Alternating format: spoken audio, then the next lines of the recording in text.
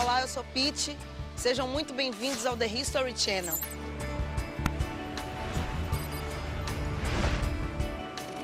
Existem fragmentos históricos ocultos no coração das cidades.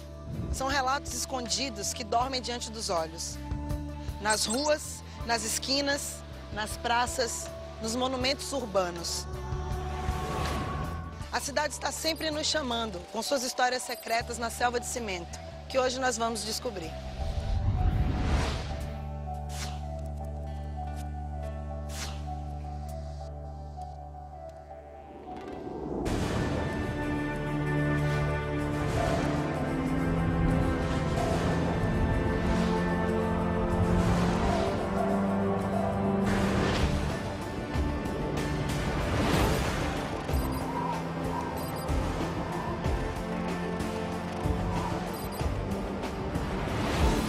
Eles tramaram essa revolta com muita consciência. Pereceram nesse naufrágio cerca de 500 pessoas. E a festa do Bonfim simboliza o convívio entre o catolicismo e o candomblé. Foi uma obra de engenharia fantástica, principalmente se nós considerarmos que foi feita por um homem que não era engenheiro. E o mercado modelo era um dos poucos mercados existentes na cidade de Salvador. Eles queriam levar para mais gente possível, levar. E aí, o carnaval era aquele momento, né? A polícia entrava nas casas do candomblé, quebrava tudo que tivesse dentro da casa. A história de Salvador é tão antiga quanto a do próprio país. Foi nessa Baía de Águas Calmas que, em 1501, um ano após o descobrimento do Brasil, os primeiros navegantes a desbravar o novo continente encontraram refúgio. A cultura que vem de Salvador se tornou símbolo no Brasil e no mundo inteiro. A cidade é o berço do trio elétrico, da capoeira e de algumas das maiores lendas da música brasileira.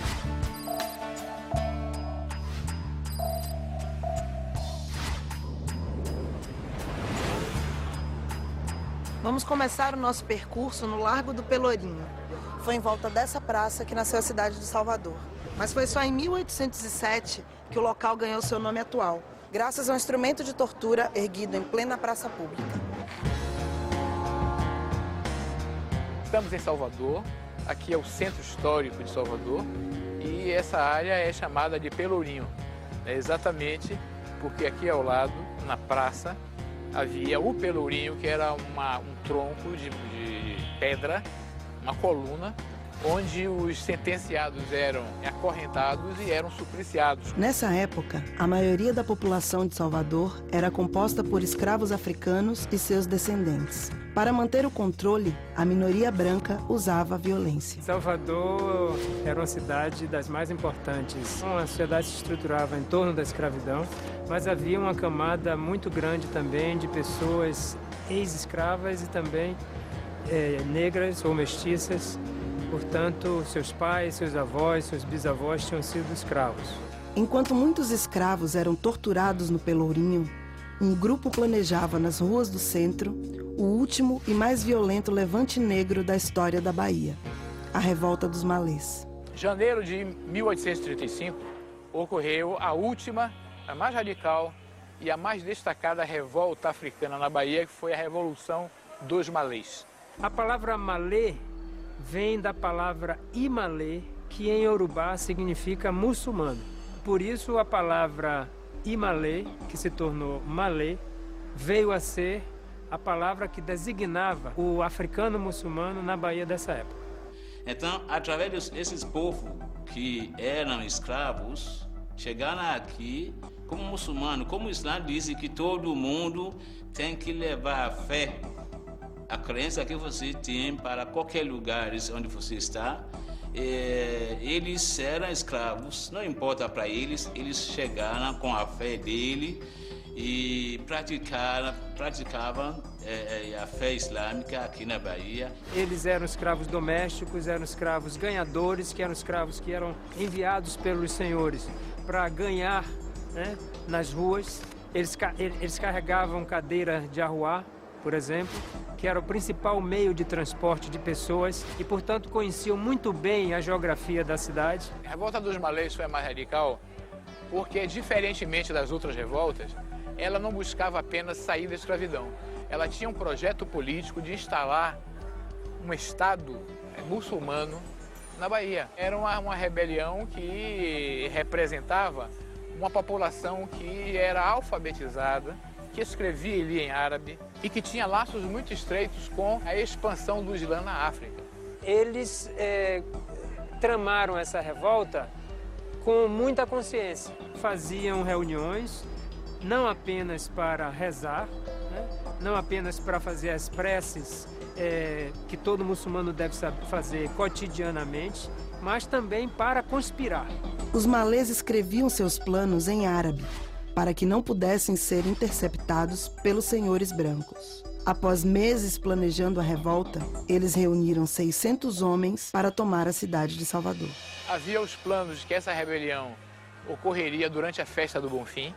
Era também uma tradição de rebeliões escravas, de que esses levantes ocorriam quando os senhores estavam na festa católica na igreja, dia de domingo. Ele sabia que vai ter feriado, eles vão conseguir mexer em muitos lugares. Então, eles planejaram e colocaram as pessoas no lugar, os soldados deles, os militares deles, no lugares específicos. O movimento foi denunciado. O presidente da província, que equivalia ao governador do estado da Bahia, colocou a polícia nas ruas, mandou que a polícia investigasse os lugares que tinham sido denunciados, e no momento em que uma patrulha de polícia tentou adentrar uma dessas casas, os rebeldes saíram e a revolta começou assim, fora do momento planejado. Depois, esse grupo saiu pela cidade gritando e chamando à luta aqueles que tinham sido avisados e mesmo os que não tinham sido, para se juntar ao movimento, né? E uma das coisas que eles atacaram logo no início foi a prisão municipal, onde estava preso um dos principais líderes da comunidade muçulmana. Na prisão, os malês tinham um objetivo: libertar um de seus líderes mais importantes, Pacífico Licutã. Ele não estava preso por subversão política, não estava preso porque fosse um escravo rebelde. Ele estava preso porque o proprietário dele tinha sido processado por dívida, então ele foi confiscado para ir a leilão. Mas o ataque foi um fracasso. Os rebeldes foram surpreendidos por dezenas de guardas. Sem saída, fugiram por Salvador, tentando chamar outros escravos para a causa. Mas a revolta estava destinada à derrota. Então, depois de ter várias escaramuças em diversos locais da cidade e vários grupos espalhados pela cidade, eles descem já tentando fugir, né, de Salvador para alcançar o Recôncavo. O Recôncavo que começava onde hoje Salvador termina. Mas essa rua daqui levava eles para fora da cidade. Nessa saída da cidade, eles foram barrados pela cavalaria. E aí sim houve uma última batalha, onde morreram cerca de 80 rebeldes. A revolta abalou a sociedade da época e as punições contra os malês foram duras. 4 foram condenados à morte, dezenas enviados para a África e muitos terminaram no Pelourinho, recebendo penas de até 1.200 chibatadas. Bom, eles foram massacrados, todas as lideranças. Todos os fiéis identificados como muçulmanos foram expulsos da Bahia para a África, né? E se passou a fazer uma limpeza étnica, tudo que pudesse representar islamismo, malê. Isso passou a ser o objeto de uma repressão rigorosa. Disse que com esse Islã saiu na mapa naquela época, porque ninguém tinha coragem para declarar que ele é muçulmano, porque medo. A Revolta 35 ela foi reprimida com tamanha força porque foi uma revolta que aconteceu no centro do poder, né, político. Todo o país, em todo lugar, todas as províncias foram feitas leis para que se aumentasse a vigilância dos africanos, né? Dos escravos do modo geral, mas principalmente dos africanos, né? Então foi uma repressão que na verdade irradiou da Bahia, mas alcançou todo o país. né?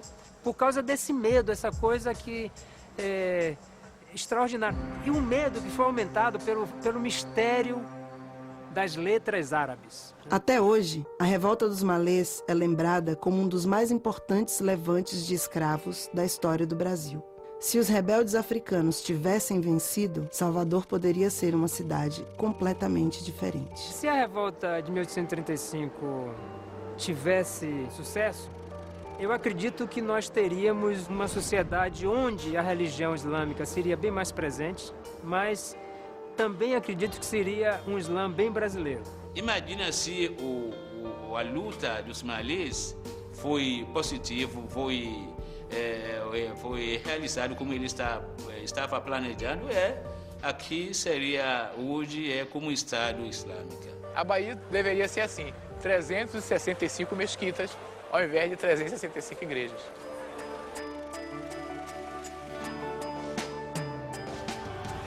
No próximo bloco, vamos conhecer a trágica história por trás da construção do mais conhecido cartão postal de Salvador, o Farol da Barra. Além disso, vamos descobrir os segredos de uma das mais belas igrejas da cidade, a Igreja de Nosso Senhor do Bonfim. Tudo isso a seguir aqui no Cidade Secreta.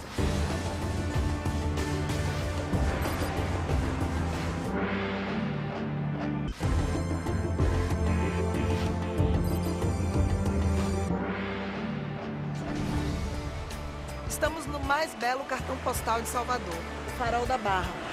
Centenas de turistas vêm aqui todos os dias apreciar o imperdível pôr do sol. Mas o que poucos sabem é que esse farol só foi construído após um dos mais trágicos naufrágios da história da Bahia.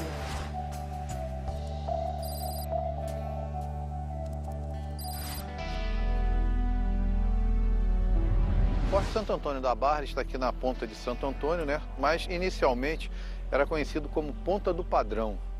Ponta do Padrão porque foi o local onde os portugueses colocaram o primeiro marco de posse da terra na sua viagem de conhecimento, desbravamento do litoral brasileiro em 1501. No século XVII, Salvador era uma das principais regiões portuárias das Américas e era pela Baía de Todos os Santos que chegavam as embarcações vindas da Europa. O forte ele funcionava como uma fortificação de defesa, né? E também como um avisador, né? Também era conhecido como vigia da barra. Qualquer navio que chegasse, que fosse considerado inimigo ou algum fato inusitado que ocorresse na entrada da barra, o forte avisava a cidade por meio de tiros de canhão.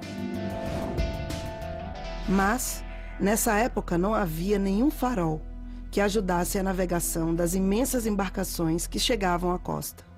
Em 1668, mais precisamente a 5 de maio de 68, uma frota que estava chegando de Lisboa, com cerca de 50 navios e capitaneada pelo galeão Sacramento, Santíssimo Sacramento, ela estava chegando a Salvador. E ele estava trazendo o general Francisco Correia da Silva, que era o governador-geral designado para o Brasil, que vinha substituir o então governador Alexandre Freire. Quando o galeão Sacramento chegou à região, uma forte tempestade atingia Salvador. Com o mau tempo, seu capitão não enxergou o enorme banco de areia, que até hoje dificulta a entrada da Bahia. O galeão português era um navio que não tem assim, um formato de casco perfeitamente definido, né? Era um navio feito para a batalha, feito para fazer a escolta dos navios mercantes nessa carreira das Índias, e nesse final de tarde, cerca de 18 horas, o navio bateu no banco de areia, no banco de Santo Antônio, e naufragou por volta de 23 horas, né? Feito para enfrentar grandes viagens oceânicas e projetar o poder militar de Portugal pelo mundo, o galeão Sacramento acabou destruído pelo banco de areia. Horas depois, só restavam destroços boiando no mar. Na carta do governador Alexandre Freire, ele relata para o governador de Pernambuco que pereceram nesse naufrágio cerca de 500 pessoas, né? E salvaram-se cerca de 70 marinheiros, né? O governador, toda a sua equipe de governo, o comandante do navio, a oficialidade do navio, todos esses pereceram no naufrágio. A morte do futuro governador no naufrágio motivou a construção de um farol no Forte da Barra. E o naufrágio dele, então, se tornou emblemático em função justamente dessas pessoas que estavam embarcadas nele, né? E essa necessidade da sinalização então se tornou mais evidente e aquelas solicitações dos navegantes, dos navegadores, né, passou a ser ouvida com mais atenção pelos governantes, né? Então, a partir daí, começou-se a pensar na instalação do farol, né, com mais seriedade, fato esse que ocorreu quando da reforma do forte no final do século XVII. Esta é a torre atual do farol, que foi instalada em 1837. Com uma torre de 37 metros, o Farol da Barra foi o primeiro a ser construído em todo o continente americano, para proteger os marinheiros de desastres como o do galeão Sacramento. Já os destroços do navio português ficaram perdidos durante 3 séculos, até serem descobertos por um mergulhador. O ano foi na década de 70, né? Eu não me lembro bem precisamente, 72. O pescador profissional na Barra me chamou para matar um peixe que estava arrebentando, quebrando as linhas dele, né? Eu fui lá para ver o que era. Quando eu caí, que eu desci, eu vi umas âncoras, vi 2 canhões. Achei aquilo estranho.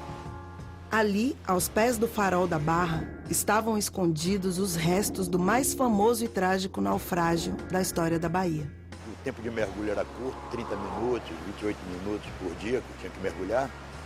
Tá? Eu subi, fui embora, no outro dia eu voltei. Aí comecei a achar peças, tá? Canhões pequenos de 200 quilos, tá? Ânforas, tachos de cobre. A Marinha tirou um bocado de coisa lá. E eu doei muita coisa à Marinha, mas muita coisa mesmo. Nós estamos na sala de arqueologia do museu. Aqui nós apresentamos as peças que foram resgatadas do Sacramento e contamos nos nossos painéis a história desse naufrágio. Aqui nós temos uma maquete aproximada do que seria um galeão português. Uma faiança importante desse naufrágio, desse resgate, é a que nós temos apresentada nessa vitrine, onde nós temos a faiança com o brasão da família do general Francisco Correia da Silva, que era o governador designado para o Brasil. É uma referência de Salvador, o Farol da Barra. Por quê? Teve uma importância do passado muito grande. Tá? E o povo, a maior parte do povo que vai lá, vai por curiosidade, mas não sabe qual a função que tinha o farol na época para a navegação. Hoje, quem visita o Farol da Barra aprecia uma das vistas mais privilegiadas da Baía de Todos os Santos, sem imaginar a tragédia que motivou sua construção. Em outra ponta dessa mesma baía, a Igreja de Nosso Senhor do Bonfim esconde os segredos por trás de um dos santos mais adorados de Salvador. Estamos em frente à Igreja do Bonfim, que foi inaugurada no dia 24 de junho de 1754, no dia de São João, que era o precursor de Jesus, não é? Inicialmente ela não tinha as torres que nós vemos hoje, não é? Era só o centro, onde tinha uma porta principal, não existiam as laterais, porque naquelas laterais antes ficavam ali, vamos dizer, os romeiros se hospedavam ali naquelas laterais. A Igreja do Bonfim representa a principal referência católica no culto popular baiano, né? É uma igreja consagrada a Cristo, né? Quer dizer, o Bonfim é aquele que morreu para salvar a humanidade. E desde o século XVI, século XVII, é que há essa tradição de reverência ao Bonfim. O Bonfim, antes, né? O que nós sempre desejávamos, hoje o cara diz, boa sorte, não é verdade? Antigamente não, quer dizer que tudo que você fazia, você sempre procurava um bom fim. Que você, na morte, você também tivesse um bom fim. Ninguém quer morrer, ninguém gosta, nem gostaria de morrer de uma maneira trágica. Todo mundo gostaria de ter uma morte com um bom fim.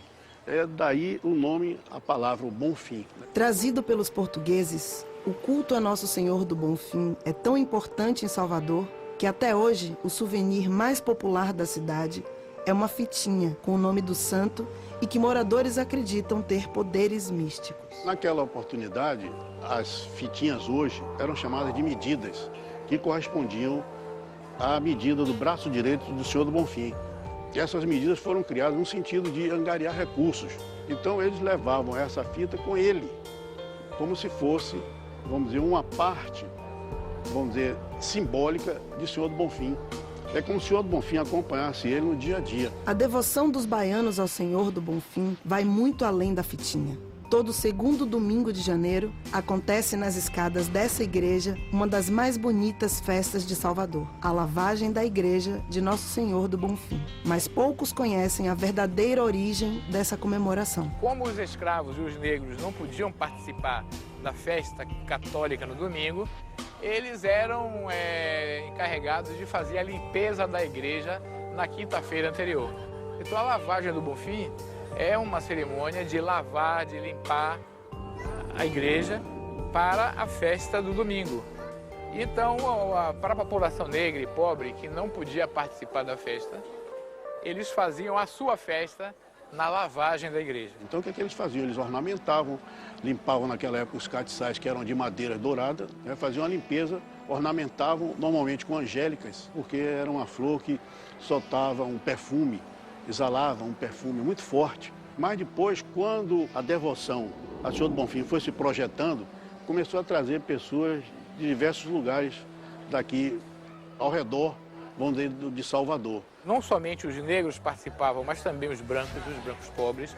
Mesmo algumas pessoas da elite que mandavam os empregados ou iam com os empregados carregando baldes d'água para pagar promessas. Então é uma coisa que ultrapassava a divisão de etnias, de classe ou de raça.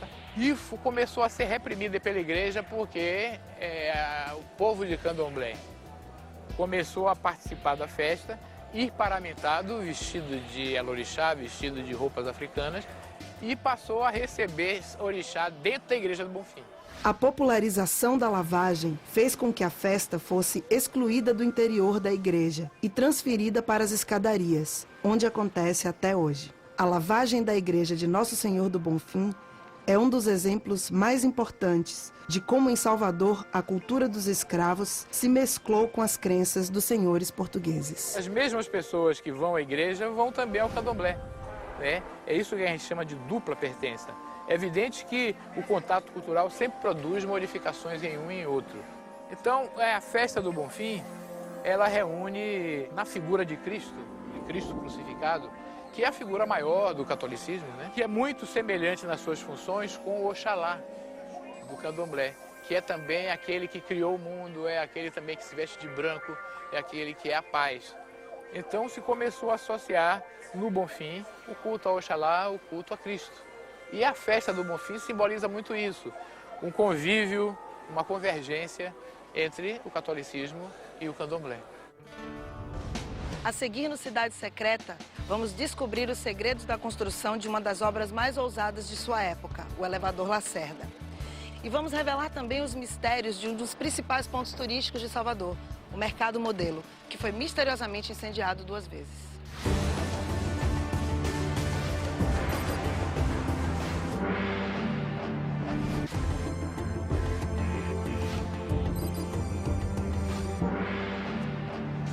O elevador Lacerda é um dos meios de transporte mais importantes de Salvador. Ele leva diariamente 28 mil pessoas da parte baixa à parte alta da cidade.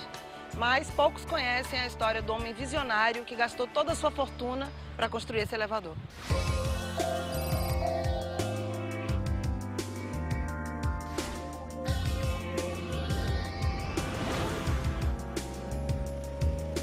Quando Salvador foi fundada, então a Praça Municipal era a Praça dos Três Poderes.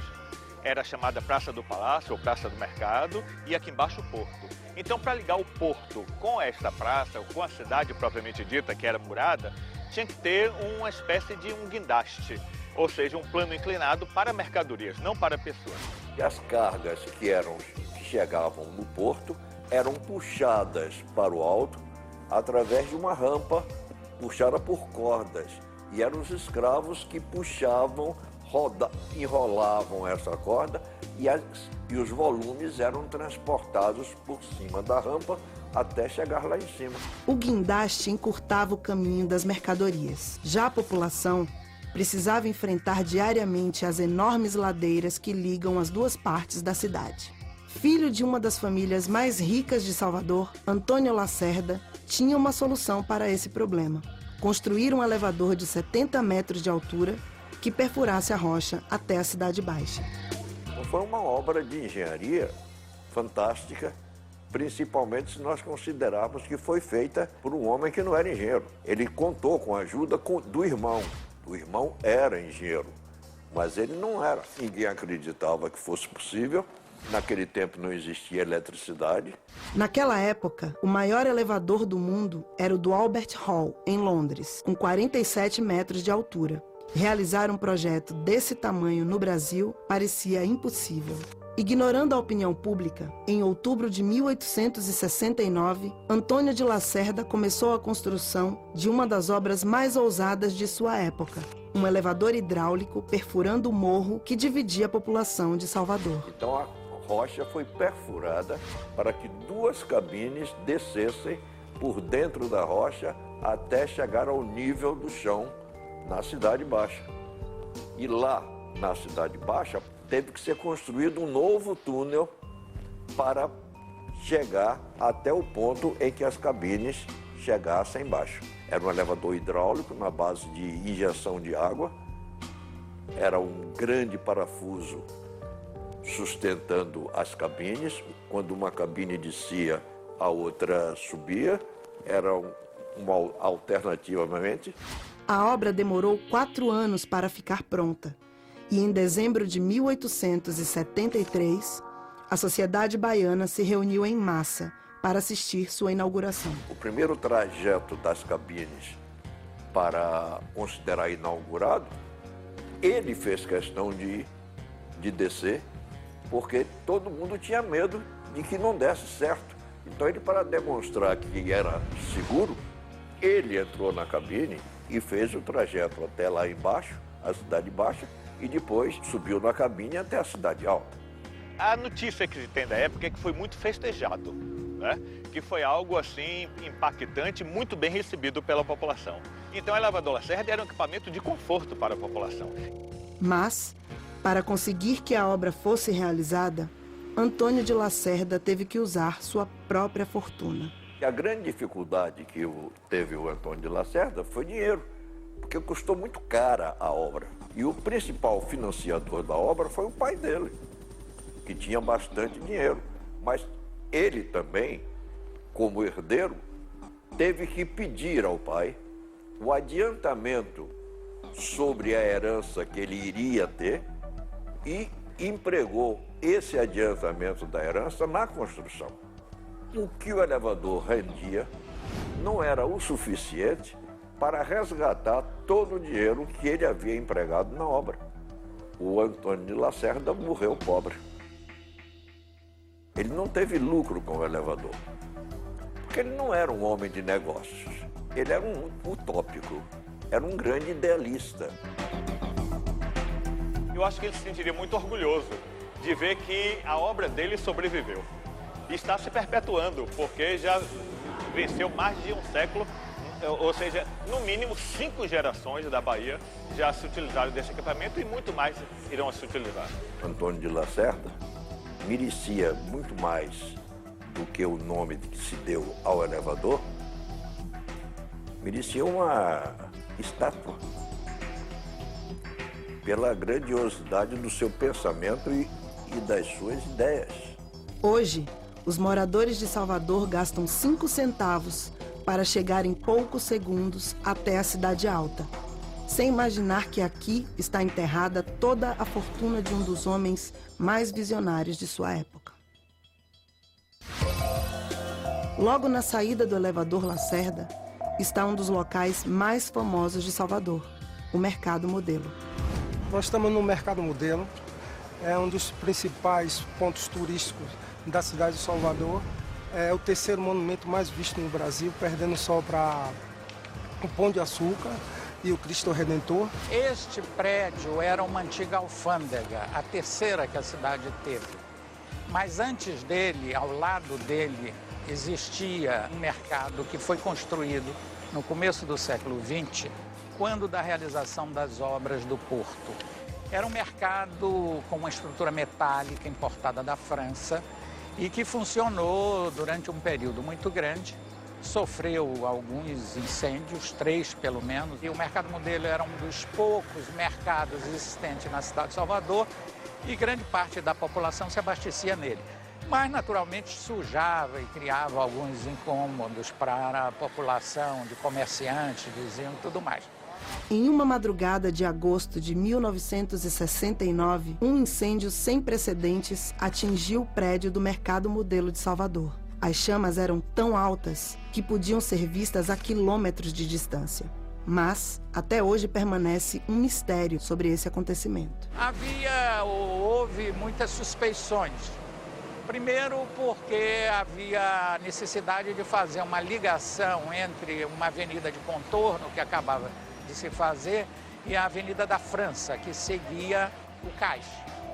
E, inclusive, isso foi objeto de cogitação, de se fazer um novo mercado, coisa que vale.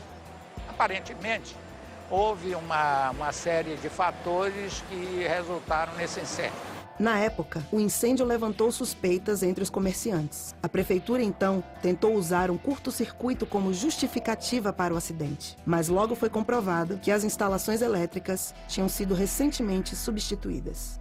Quando esse mercado pegou fogo, a prefeitura decidiu que não iria mais reconstruir o mercado naquele local e resolve transferir para este atual prédio, que era uma antiga alfândega.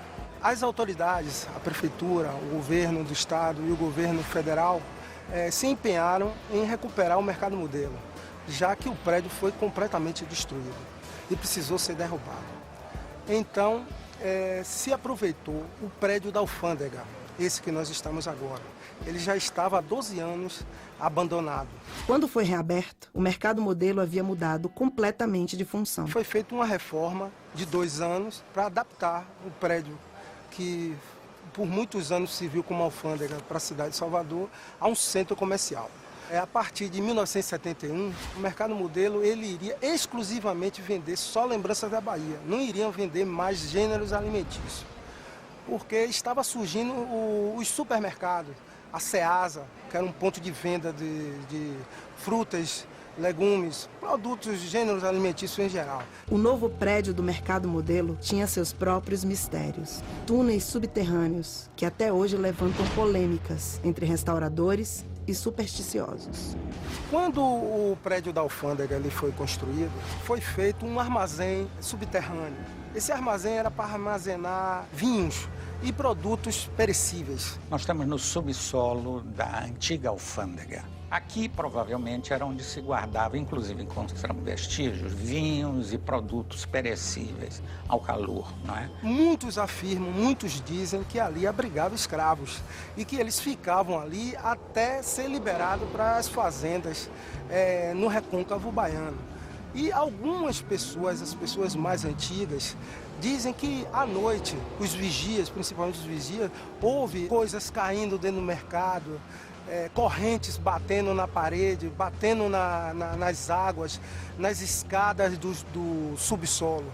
Mas são lendas, são histórias que a gente não tem uma comprovação formal, mas são histórias contadas pelo povo e a gente não deve deixar de ouvi-las. Mas não é com verdade, coisa que se divulga, que aqui eram mantidos escravos, presos, isso não há nenhuma indicação nesse sentido. Na restauração, procuramos valorizar exatamente essa visão do sistema construtivo, que são abóbadas e arcos, que se refletem na água e produz uma imagem espectral, simétrica do que tem em cima. São esses produtos e muito mais, são 25 mil itens que se vendem no Mercado Modelo, nas 263 boxes que nós temos aqui. Então o Mercado Modelo é famoso na cidade porque ele é um centro de venda de artesanato. Não só de artesanato da terra, da Bahia, mas também de todo o Nordeste. E aqui as pessoas vêm para comprar, porque sabem que aqui vai encontrar o produto que ela quer. No próximo bloco, vamos revelar as origens de uma das mais famosas invenções baianas, o trio elétrico. E mais, vamos conhecer a história de uma das mulheres mais famosas de Salvador, a mãe menininha do Gantuá.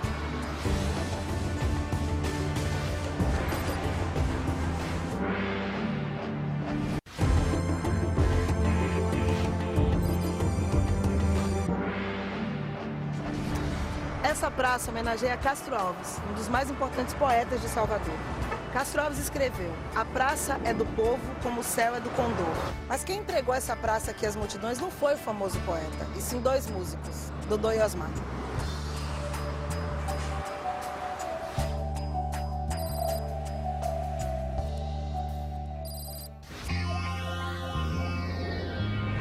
Estamos na Praça Castro Alves, que durante muitas décadas foi o centro do Carnaval de Salvador. Por aqui passavam todos os blocos, todas as batucadas, todos os cordões e a partir dos anos 70, 80 até os anos 90, o encerramento do Carnaval era aqui na Praça Castro Alves até a quarta-feira de madrugada. Todo mundo que estava disperso em outras avenidas, em outras praças, vinha para cá, né? E um dos espetáculos mais bonitos era ver o sol descer nessa direção, de forma que ficasse praticamente na mão do poeta. Os músicos Dodô e Osmar foram responsáveis por levar o carnaval para as ruas de Salvador. A dupla começou nos anos 40, tocando em bailes fechados e acabou inventando um som capaz de mobilizar multidões nas ruas. Dodô e Osmar têm uma importância fundamental na história do Carnaval de Salvador. Dodô era eletrotécnico, consertava aparelhos eletrônicos, alto-falantes, rádios, vitrolas, coisas assim. Osmar trabalhava com peças de metal sob encomenda. Então os dois saberes juntos confluíram na produção de um tipo de som especificamente montado para o carnaval. Antenados nas novidades tecnológicas que surgiam, os músicos procuravam soluções para amplificar o som de seus instrumentos. Uma das coisas mais interessantes dessa história, no seu início, foi que eles precisavam produzir um instrumento que não desse microfonia na hora do cortejo, no carnaval. Então eles experimentaram várias vezes até descobrir que o cepo maciço da guitarra não produzia microfonia, não produzia distorção, como hoje se diz. E assim eles foram experimentando até chegar a um tipo de uma guitarra, pequena, que tinha as mesmas 4 cordas do bandolim, né? E que tinha o som, né, ideal para ser amplificado naquele tipo de alto-falante chamado corneta mamão, né, a partir do trio elétrico. Eles, na época que eles foram para comprar esse instrumento, eles disseram assim: poxa, vamos quebrar o nosso, né? Vamos fazer um instrumento, vamos fazer esse instrumento maciço, como tal, né? Tanto é que eles fazem um formato todo de um pau, é tudo assim, né? E disseram assim: vamos quebrar nosso instrumento e a gente tirar só o braço e botar nesse pedaço de pau, jacarandá da Bahia, né? E aí disse: poxa, mas se não der certo, nós vamos perder nossos instrumentos, né? Aí disse assim: não, vamos na loja comprar. Quando chegaram lá, aí olhou e disse assim: eu queria testar um cavaquinho, que ele queria o braço do cavaquinho, né? Trouxe, testou, aí, poxa, é bom, menino vendedor, é bom, esse é bom, não vai durar, é forte. Ah, é muito bom, forte e tal. Ele aí pegou, chegou o instrumento assim na quina do balcão e aí, pá, aí, pá, pá, o menino ficou doido. Aí Dodô tava de junto, fez: agora me deu o violão. Aí o cara ficou doido, disse: poxa, foi chamar o dono da loja, disse: tem um maluco aí quebrando um instrumento e quer quebrar o violão também. Eu vim chamar o senhor, vamos chamar a polícia, o espanhol veio de lá louco, né? Disse: o que é isso, tal? Ele disse: não, nós vamos pagar. Ele disse: então tem violino, tem violão, pode ver aí todas essas. E aí levaram o instrumento e o braço para fazer os paus elétricos. Dodô e Osmar inventaram um precursor da guitarra. O instrumento ficou primeiramente conhecido como pau elétrico e depois foi rebatizado de guitarra baiana. Com seu som elétrico, eles estavam prontos para conquistar as ruas de Salvador e, para isso, usaram o carro de Osmar. Então eles inventam um instrumento, eles inventam uma forma de se tocar, um estilo assim, né, de se fazer aquele som e botam aquilo num carro. Eles queriam levar para mais gente possível, levar. E aí o carnaval era aquele momento, né? Botaram ali uma boca de som, um projetor para frente, um projetor para trás e foram tocando ali com os percussionistas, né, o pessoal que ia no batuque e tal, e acompanhando, andando, e entraram nesse curso em 1950, né, que o curso vinha com os carros alegóricos dos clubes carnavalescos, assistindo aquilo, aplaudindo, jogando confete, serpentina. De repente vem um carrinho naquele meio ali, e todo mundo pulando, todo mundo... Aquilo foi começando aí, transformando, foi acabando aquele modelo que a gente tinha, como é que se diz, importado, né? E foi criando um modelo genuinamente baiano, genuinamente dali da gente aqui, né? É muito provável que a Fobica de Dodô e Osmar tenha vindo da Avenida 7, tenha passado por aqui, pela Praça Castro Alves, e tenha ido até a Rua Chile.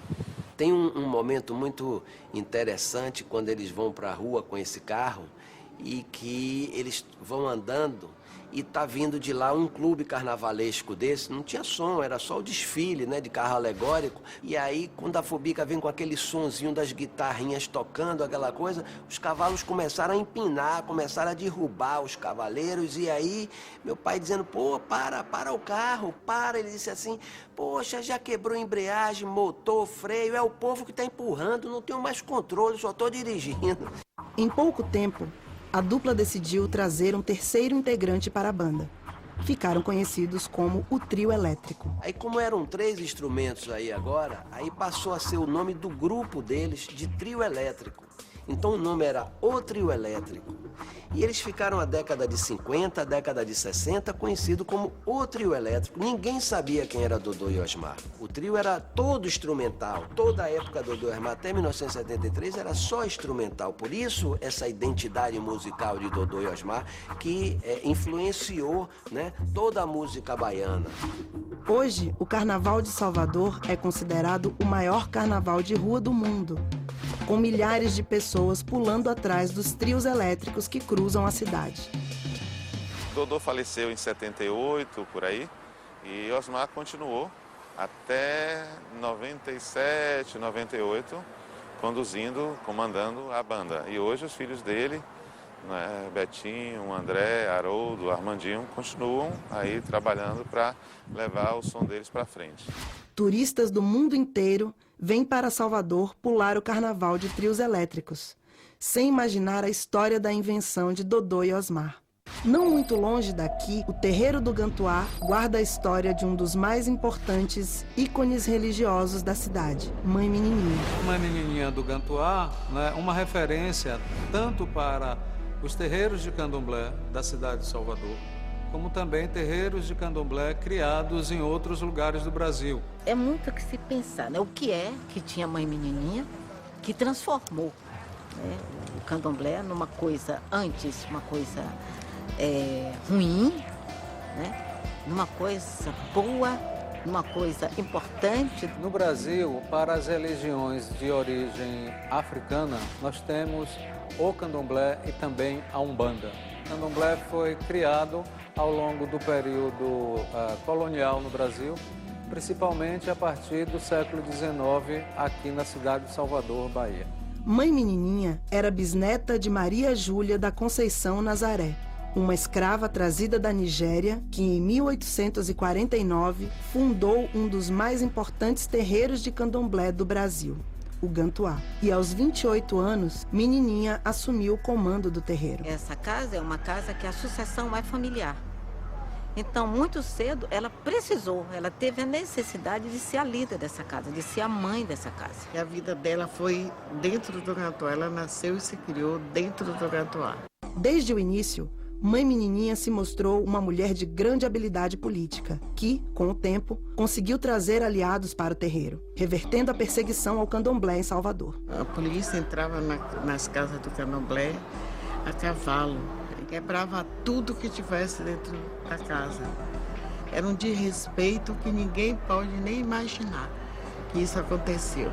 Os candomblés eram considerados para a polícia, para a imprensa e até para o governo, né, local de devassidão, imoralidade, local de paganismo que não tinha a moral cristã.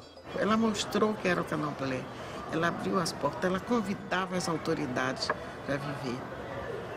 Então, aquelas pessoas que eram importantes naquele tempo vinham para o candomblé e iam vendo que o candomblé era uma coisa de respeito, era uma fonte de cultura.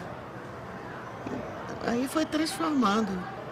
Ela não sabia talvez o que fosse a palavra líder, mas ela nasceu líder.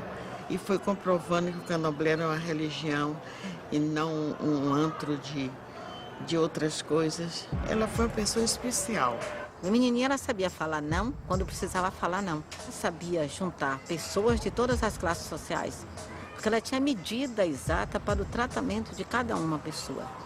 A menininha, às vezes, ela respondia o que não era perguntado. Então, acredito que foi desse jeito que muita gente buscou conselhos de Mãe Menininha.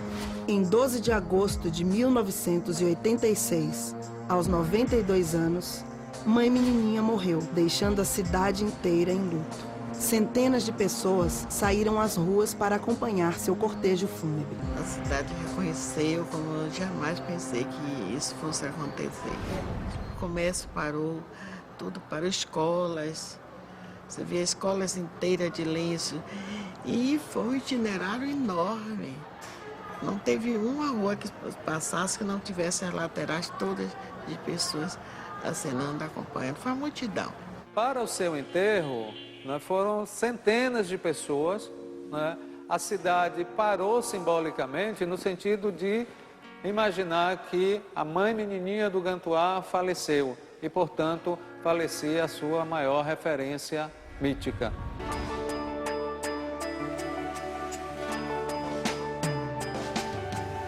Do Gantuá ao Pelourinho, Salvador guarda a história de homens e mulheres que lutaram pela liberdade. Aqui, a fusão da cultura africana com a brasileira gerou alguns dos mais importantes símbolos da cultura nacional.